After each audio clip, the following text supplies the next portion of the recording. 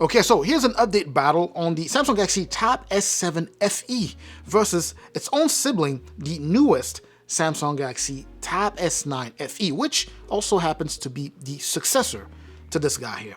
Let's go ahead and jump in.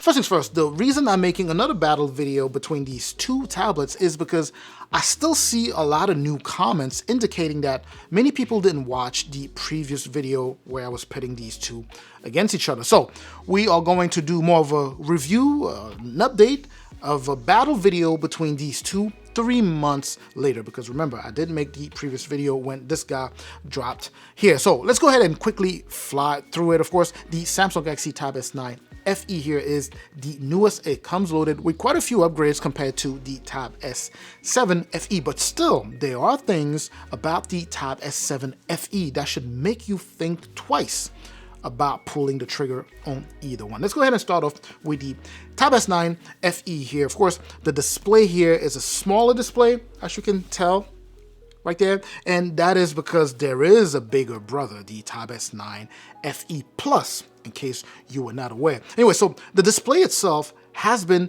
updated now, or it has been upgraded. You have an LCD panel here that can support higher refresh rate, right? So the refresh rate here is going to be 90 hertz, at up to 90 hertz, I should say, up to 90 hertz, as opposed to the refresh rate that we have on this display that goes up to 60 hertz. On top of that, that same display on the smaller tablet, on the Tab S9 FE here, is brighter. So if you are going to be using your tablet outside a lot under direct sunlight, the Tab S9 FE is the one to go for because it is noticeably brighter than what you have on the Tab S7 FE here. And on top of that, colors pop a bit more. They're a little bit more vibrant. They're not necessarily something like an OLED display or anything like that, but they certainly pop more than what you have on the Tab S7 FE here. On top of that, of course, as I mentioned, higher refresh rate. To those of you who are not familiar with what this is, it simply means the display refreshes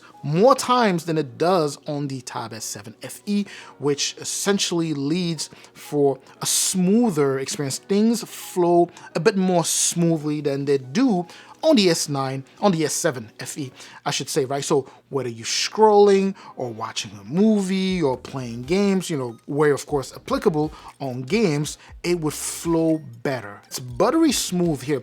In fact, I would argue that it comes pretty close to displays that refresh at up to 120 hertz, right? That is just how good this is. So in terms of display, definitely an upgrade. In terms of build quality, I would say they're built to be about the same. They feel closer to premium tablets, but they are mid-range tablets. So when it comes to display, those are some of the advantages that you will have on the S9 FE here. Now, let's talk about some of the advantages, or at least the main advantage that you have on the Tab S7 FE. It's a larger display. You are looking at a 12.4 inches. Despite me holding it with one hand because I have large hands, this is a large display. And I always say this display here is kind of an easy win to those of you, for those of you who are artists or who are looking for, you know, a larger screen real estate. You get more screen here, right? 12.4 inches as opposed to 10.5. Oh, I could be wrong. 10.5 inches, I'm pretty sure that's what it is,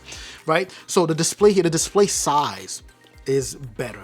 And even though I said that this is a better display on the S9 FE, the S7 FE is still a good display. If you are not familiar with what Samsung does, they make very good displays, and they did the same here. The display on the S7 FE here is nice, it's wide, it's good for entertainment, watching movies, and things like that. And of course, as I mentioned, if you were to compare both displays side by side, that's when you notice the difference. But anyways, let's go back to the S9 FE here and see what else it brings. One of the new physical features, you know, that's added to the successor to the S7 FE there is the fingerprint sensor, right? As we go over the physical aspects of the tablet. So you now have a physical fingerprint sensor, whereas on the S7 FE, there's no fingerprint sensor. I personally like physical fingerprint sensors simply because they are, fast. They are more secure when it comes down to unlocking your tablet. Of course, you have your power button, volume rocker. It plays also as a power button, I should say. The, fingerprint sensor there also combos as a power button. Then you have the volume rocker, like I mentioned. You have additional mics. The S9 FE picks up the sound better than the Tab S7 FE. Well, a little bit better than the S7 FE. And of course, you have your dual setup for the speakers there. Same deal as what you have on the S7 FE. Dual speaker setup. Now, that said, remember that the S7 FE is a larger tablet. Despite being, an older tablet, a predecessor to this one, it's a larger tablet, and the sound quality coming out of the S7 FE is slightly louder than what you have on the S9 FE here. But in either event, they both sound very, very good because the sound has been tuned by AKG. And still sticking with the physical features here, let's talk cameras. In terms of cameras, you also have upgraded cameras on the newer one here, on the S9 FE. On the back here, you have an 8 megapixel main camera, which is pretty much what you have on the Samsung Galaxy Tab S7 FE here. But on the front, you have a 12 megapixel ultra wide camera, or ultra wide selfie camera, as opposed to the 5 megapixel camera that you have on the S7 FE here. So when it comes down to video conferencing or video calling, chatting with family, friends, teachers, the cameras on the Tab S9 FE are simply better than what you have on the S7 FE. But I'm certainly hoping that that's not the reason you are looking at these tablets, right? Because again, we're talking about cameras on tablets. Generally, those are not the absolute best on the market, right? So these are good enough for you to conference call. They're good enough for you to scan your work and do all of that good stuff. So that's as far as cameras go. And of course, the biggest issue that we saw with the drop of the Tab S9 FE here is the downgrade when it comes down to the port, the USB port that you have on the Tab S9 FE here. This is now boasting a 2.0 USB Type-C port, which is of course a downgrade from the 3.2 USB Type-C port that we have on the S7 FE. To some of you, that might have sounded like gibberish. It's simple. You are not able to push out video signal from your Tab S9 FE, which is a newer tablet, the way you are able to on the Tab S7 FE, which is the older tablet. Meaning, you can extend this display. You can have stuff on the display happening and use the USB Type-C port to extend that to another monitor on the Tab S7 FE, but you cannot do that on the newer one, the Tab S9 FE. And I know so many people were upset, about that, which is understandable, right? It's kind of like Samsung upgraded a bunch of things on the Tab S9 FE here, but then took that step back. Now let's go ahead and talk about the inside here. And this is another one that upset so many people. The chipset on the older one, the Tab S7 FE here, the platform that you have here is a Snapdragon chipset. It is a Snapdragon 778, which is a really good mid-range chipset for its time, meaning when it dropped in 2021, all the way to now. As of today, it's still a very relevant chipset in terms of power in the mid-range category. On the Tab S9 FE, you have an Exynos chipset. So it's no longer, or it's not a Qualcomm chipset like it is the case here, which, Qualcomm is known for just power and reliability. They're known for making very, very good chipsets. A lot of people were not happy that, again, Samsung changed that and went from a Qualcomm chipset to its own chipset, the Exynos. Now, in terms of processing power, they are about the same. Again, both would be mid-range there. I personally have found that the 1380 is handling battery management better than I expected. I figured, we are so used to the Snapdragon chipset.